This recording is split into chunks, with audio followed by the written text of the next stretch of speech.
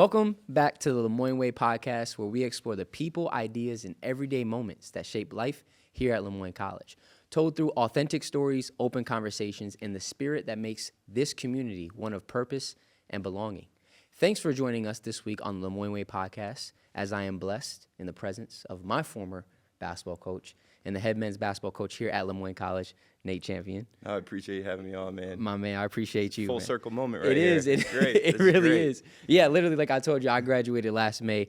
I played here for 2 years in my grad year, and he was my head coach. So having him on the podcast is a blessing, man. So I appreciate you. No, it's a true honor. Yes, sir. Yes, Yeah. sir. Thank you. Okay, I want to start with going back to when you first came to Lemoyne as a student, right? A lot of people don't know that story, but what made Lemoyne feel like the right fit for you? And also, can you talk about kind of your experience being a student athlete here on campus? Man, when I think of Lemoyne, the thing that sticks out to me the most is just community. And I know we speak about like the Lemoyne community, but it wasn't just the students. It were the people that the people that I met on my visit. Yes, sir. Right? The coaches that recruited me. But it wasn't just the basketball coach.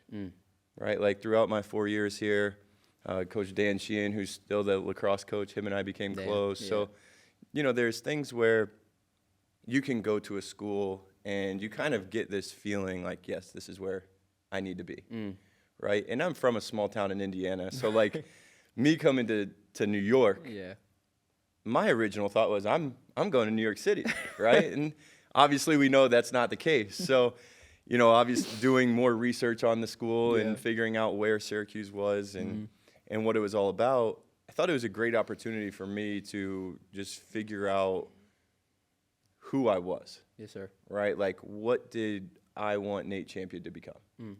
And for me, it was a great challenge, right? I'm 10 hours away from home, never been away from mom and dad, and I was lucky enough to have mom and dad both in my life growing up.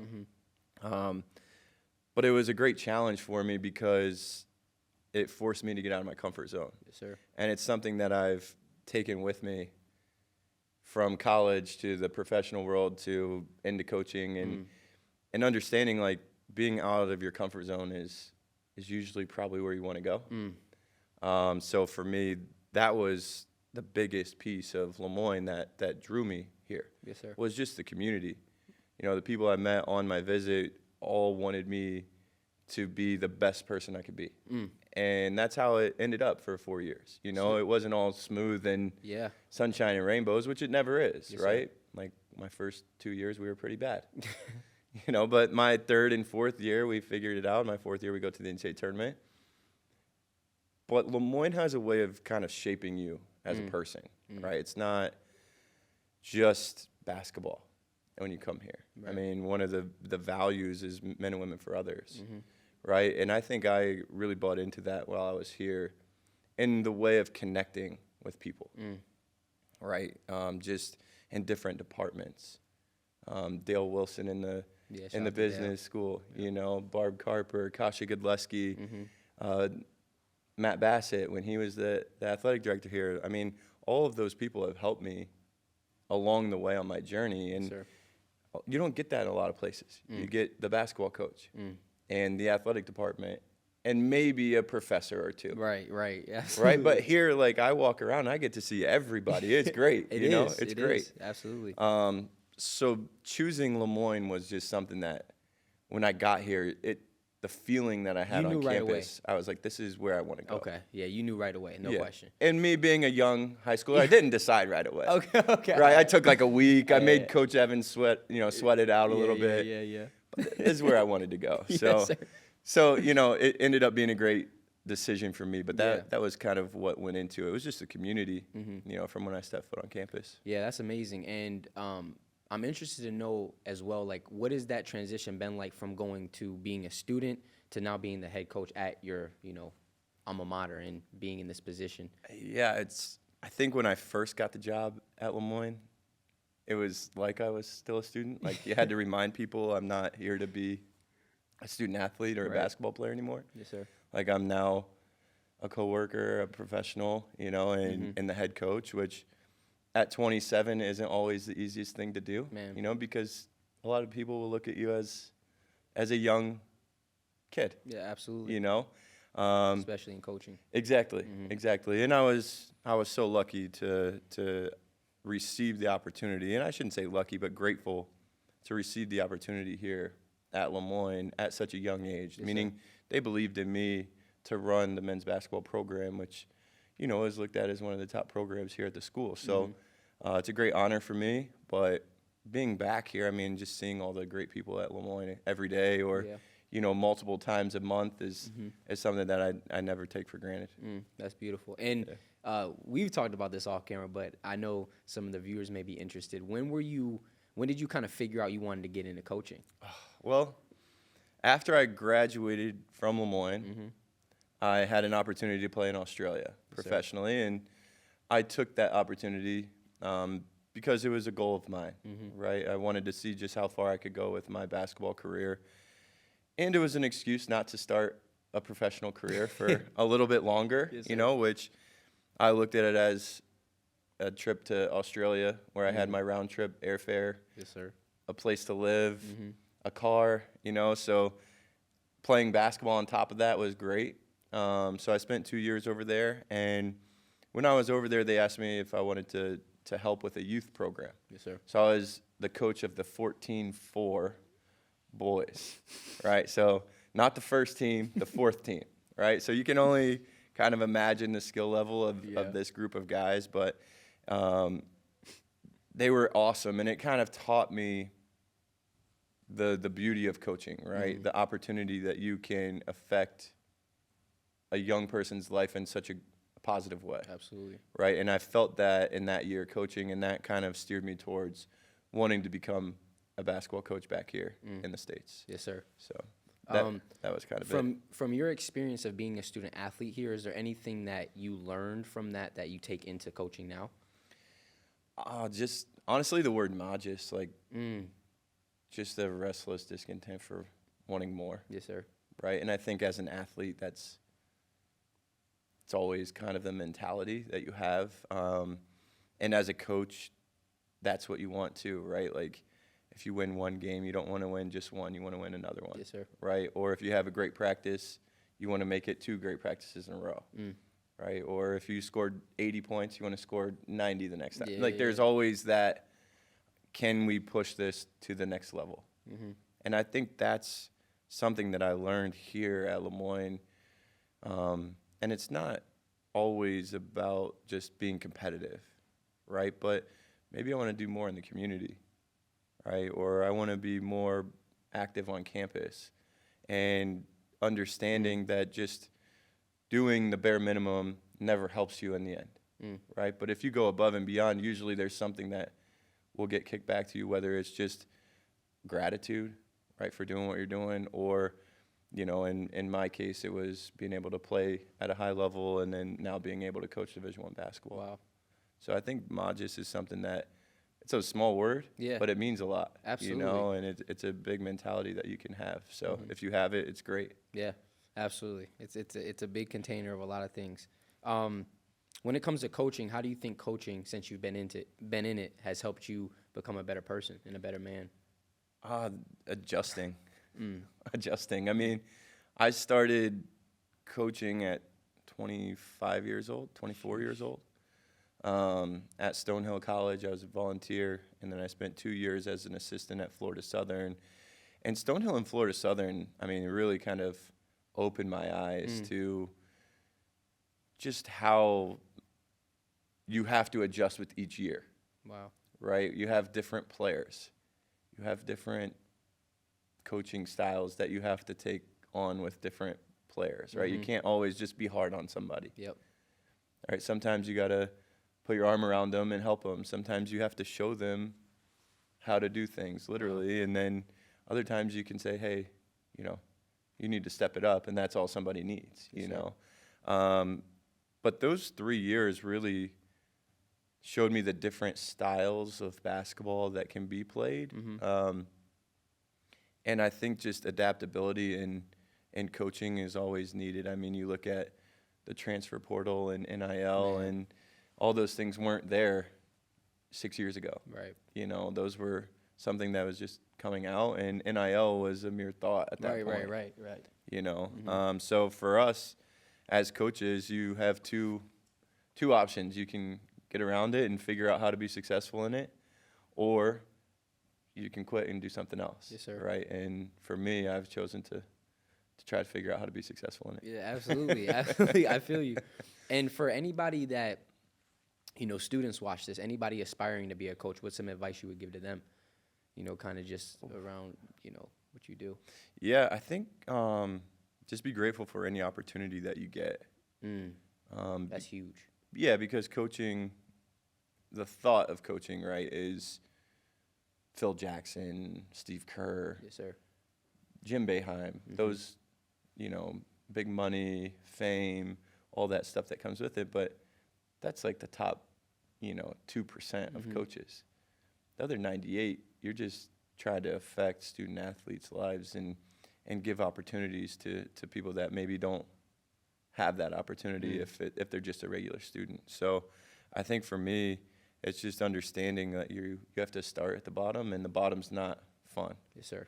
Right? It's a true grind. And my former boss, Mike Donnelly, he alluded to it as the only profession that's like a cowboy profession.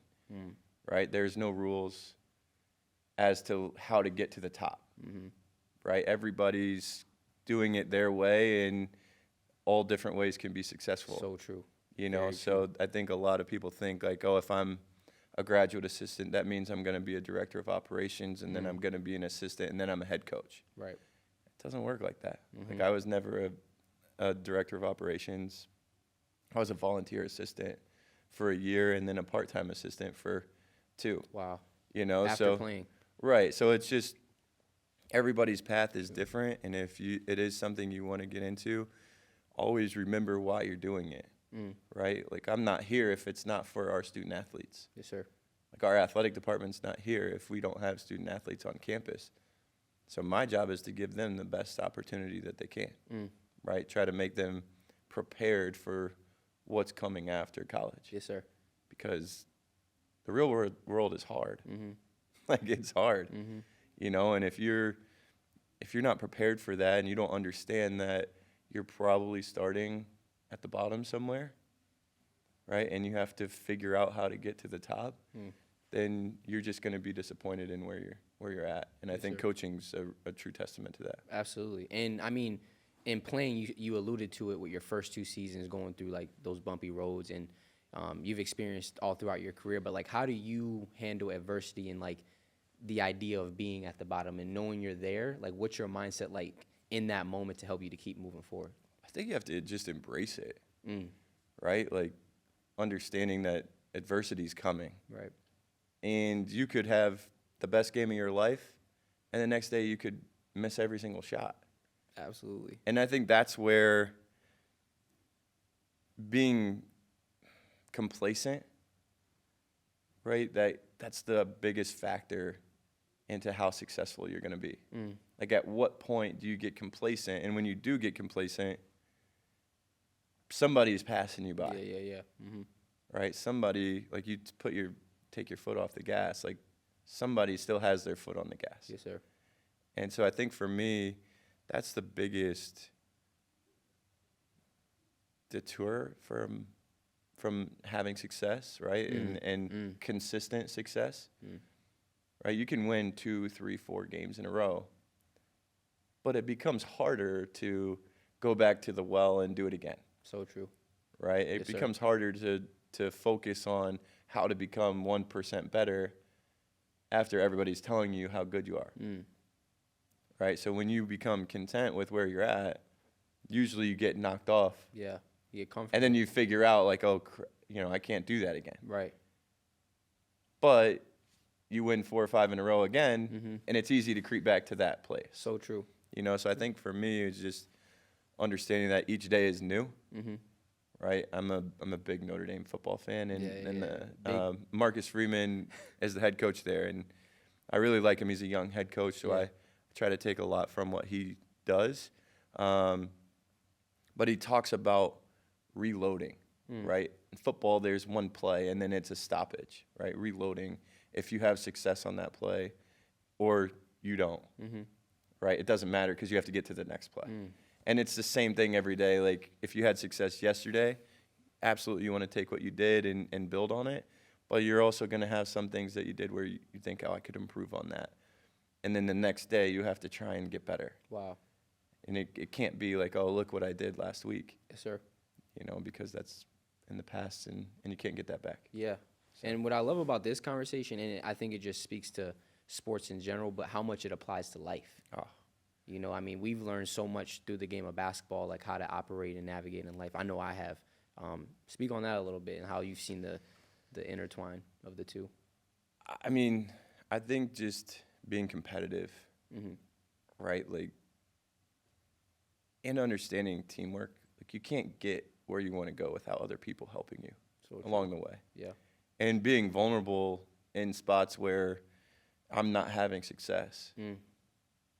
Right? I mean, how many times have you had a bad grade on a test or something, and instead of like saying, yeah, I did not do well, right? I didn't do well. Can I get some help here? Can you help, can you tell me what I did wrong? Yeah. Help me learn from this mistake. It's easy to just not say anything. Right, and try to keep it. And bottle it up and be like, well, I just don't want to talk about it because I failed, right? Yeah. I'm embarrassed that I got an F on that quiz. Wow. Or an F on that test. Instead of being like, you know what? I didn't do well. Let's learn how to get better. And then the next test, you're going to have an opportunity again, right, to see how much better you got. That doesn't mean that the next test is going to be an A+. Right? You could get a C. So true. But that's improvement. Yep. And then hopefully the next test you're at an A or a B, and now you're learning what's actually being taught. Yeah. Right? So many times people bottle that up, and then the next test they get an F, and then it's, well, I need to drop this class. Right. Right? Or it's somebody else's fault. Instead of embracing failure at times. Yes. Right? That's what life's about. Yep. You know, you're going to fail. Yes, sir. You're going to have hard times, and if you can get up off the mat and fight and figure out how to be successful the next time, even if that success is incremental, right, then you're getting better, you're learning, you're figuring it out. And I think that's where it's hard for everybody to kind of get to that point. Absolutely. Right, understanding that I didn't have success, so let me figure out how to be better for the next opportunity that I had. Yes, sir. And I love the point of vulnerability, especially with leaning on the support around you, especially in a team sport like basketball, football, lacrosse. This even applies to something like tennis or an individual sport, because you still have to lean on coaches and trainers. Just that willingness to embrace when I fail, and then in those moments lean on the people around me. That's huge. Yeah, absolutely. I mean, you played for us. Yeah. And you played for Moyne, and that's, you have games where you win. Yes, sir. And you didn't play well. Absolutely. Right? But are you going to pout because you didn't play well, Never or are you did. going to celebrate Never the win? Did once. You know? Never did once. So I think for me, that's a true testament of a team sport. And yeah, right. It's the same thing with choosing careers, right? Like you can use a nurse, for example. A nurse makes a mistake. Well, they don't just like cover it up. Right. You know, like, hey, I made this mistake. Okay, here's what you need to do the next time to not do that again. And we'll move on. Yep. Right? It's the same thing in business. It's the same thing with whatever career you're going to take. Yes, sir. There's mistakes that happen. If you don't embrace that and figure out how to learn from it and become successful in that area, then you're just going to continue to make the same mistake over and over. And that's just, to me, that's a pointless exercise. Absolutely. Right? If I can't figure it out enough, I better have someone on my team that can. Yeah. Definitely. Somebody in my circle need to be. Exactly. Yeah, no, that's real. Exactly. That's very real. Learning how to embrace mistakes, understanding that they're a part of the process, they're a part of the journey. Absolutely. I mean, that's like a coaching staff. Right. I'm not a perfect coach. I know that. But my assistants are chosen based on how they can help the overall collective as coaches. Yes, sir. Right? I don't look at my team as that's my team. It's our team. Right? It's the whole collective. If I don't have positives in every area, right, then I'm not doing a great job there. So true. I think it's who you surround yourself with as well, you know, sir. because you are going to need help along the way Absolutely. at some point. At some point. Absolutely. Quick shout out to Coach JY, Yeah. Coach Serge, Coach Morello, and Coach Ty. Yeah. All right. And then we got Coach Chan right here. Okay, so obviously this is called the Moyne Way Podcast. What does the Moyne Way mean to you in your own mind, in your own perspective, and what does it mean to you on and off the court? Well, I'll start off the court. Okay. So I was blessed with now 5-month-old Graham. Yes, sir. So my wife and I were able to welcome him into the world on March 12th this year, and Wow. and so or May 12th, geez. And so for me, just kind of, it's like the first time where I looked at my life and said, this is not, like, I'm not making decisions for me, right? And you and I have talked about sir. this, Yeah. but, like, before you could make a decision and be selfish with that decision, Yes, sir. right? And it could be something as simple as, I want to go to Chipotle, Right. right? And as college students, Chipotle is a popular answer, Yeah. right? I want to go to Chipotle. Well, if your friend says, hey, I want to go to Chick-fil-A, you can easily say, well, I want to go to Chipotle. Right. And still go. And still go, Yeah, right? Like, right. you can be selfish with some of your decisions. Yes. I quickly realized that I can't be selfish with my decisions now, right? Like, I'm tired. I want to take a nap. Well, he's awake. So there's no, Yeah. there is no taking a nap. And that's okay. Like, I love that part, I do. But it was a real eye-opening moment for me to where you're truly for somebody else, Wow. right? Like, I'm living for my wife and my son, Yes, sir. and I've now taken that and kind of tried to use that in coaching as well, where before we would talk and say, hey, this is what we want to do and this is how we're going to, but now we have to look at it and say, can we do this? Right? Are we able to do this with our personnel and on the court? And then if we can, great, that's what we're going to do. If we can't, we got to adjust. Yes, sir. Right? So I think the Moyne Way is something that is able to be timeless. Right? Like, you think of Jesuit values and what's incorporated with the Moyne Way. It's a timeless, they're timeless values. Yes, sir. Like being men and women for others, caring about the whole person, having, and wanting more for yourself and for others. Those are all things that are going to continue in this world forever. Yes, sir. And for me, it's something that I've tried to really embrace as a coach, as a leader, a mentor, as a father, right, as a husband. Those things I try to use in my everyday life. Yes, sir. And it's not always perfect, right? But you understand and you learn, okay, where can we get better? How can we do this, at a higher level? And then also the next time that opportunity comes up, it may be a different way that you're having success with it. But I think that's what the Moyne Way teaches you. All right, there's so many different ways to be a positive impact in whatever it is you're doing. Right, whether it's community service, in the classroom, on the court, in the campus community or the Syracuse community. It teaches you how to have a positive impact in everything that you're doing.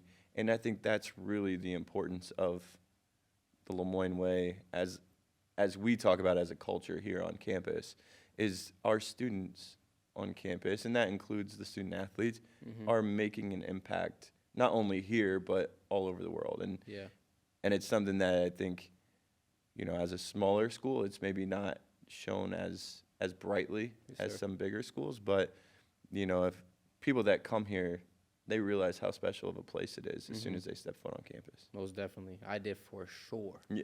For sure. Now we're going to go into the final fast round questions. So these are, Let's go. 10 quick answer fire round. Yeah, Drink yeah. for this. Get your thing. And then we'll close. Okay, so we'll start with your quick fire round. First is coffee or tea? Coffee. Used to be tea. Oh, okay. Used to be tea. I used to not be a coffee drinker. Yep, okay. I got you. But yeah, coffee. Okay, morning person or night owl? Oof. Morning. Okay. Yeah, okay. morning. Favorite food spot in or around Syracuse? My favorite food spot is a place called Lucky Dogs. I've never heard of that. Lucky Dogs Pizza. It's north, like over towards like Bridgeport area. Okay. And found it randomly. Fantastic pizza. Okay. Fantastic Lucky pizza. Dogs? Lucky Dogs I'm going to Pizza. have to check that out. Yeah, All right, absolutely. cool. I got you. If you can learn any skill instantly, what would it be? Anything. I would learn how to operate technology at a high level. Okay. All right. I like that. Can't do that now. So. Yeah. We've never gotten that one either. No, That's good. no, That's good. That's good. Okay. What's one thing most people don't know about you? Oh, that's a tough one. Yeah. I would say most people don't know that everything that I do is a competition. In my mind, right? Facts. Like I have a mentality that Yeah. it's like I'm going to compete. Yeah. And I have to find something that's a competition. Yes, sir. Even though I may not come off like that. Even this. Yeah, exactly. Hey, yeah, like I was preparing Yeah. to how can I have the best podcast Yes, sir. session. Yes, sir. So Okay. yeah. All right, cool. Next is, if you weren't coaching basketball, what do you think you'd be doing? Yeah, I think I would have tried to get into administration at the athletics administration, or try to get into like a front office somewhere, like a professional sports. But I don't want to give up coaching. So Yeah, I got you. So it would have to been something in sports too. 'Cause Absolutely. You live that. Yeah. Right. Dream dinner guest, anyone dead or alive? my dream dinner guest would be my grandpa, champion, that wow. I never got to meet. Wow. Yeah. I hear about him a lot. He passed away a year before I was born, so it would be him. I just hear, about how good of a person he was, but how funny he was, Yes, and sir. some of the things that he liked, and I feel like I really could have related to him. Absolutely. But I think it would be interesting just to see him. Yeah, definitely. Okay, and the last is, if everyone from Lemoyne was listening right now, what's one message you'd want to share? It's just a great place. I mean, Lemoyne is a Jesuit gym that has so much potential to continue to grow in a time where education in some schools struggle. Lemoyne has so much untapped potential, and it starts with our students. I mean, we bring in fantastic students every single year, and it's a kudos to the admissions department, the athletics department, bringing in quality student athletes that value athletics and academics, and students that really value the Jesuit education. I think is something that isn't always talked about, but it's a special place, and that's something that is pretty evident when students get here. Yes, sir. So that would be my message. All right, Coach. Thank you. Yeah, absolutely. And that is it for today. We want to give a huge thanks to LCTV for making this podcast possible in the studio space, to the Carroll College of Arts and Sciences, to the Grace Center for making this possible as well, and to Put God First, whose support also helps to make this podcast run every week. Don't forget to follow and subscribe to the Grace Center and LCTV in the links below so you never miss an episode. We will see you guys next week.